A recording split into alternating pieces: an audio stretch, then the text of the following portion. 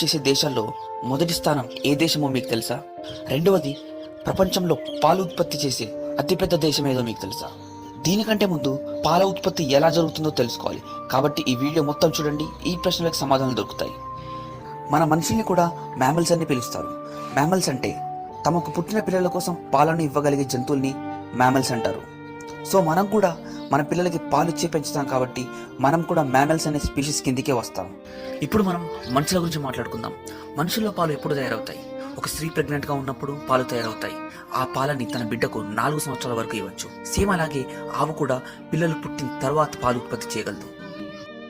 తన పిల్లలకు పళ్ళు వచ్చి గడ్డి మేయగలిగే సమయం వచ్చే వరకు పాలు ఇవ్వాల్సి ఉంటుంది. చాలామంది ఆవులకి సంవత్సరం పొడవునా పాలు వస్తాయని నమ్ముతారు, కానీ ఇది అబద్ధం.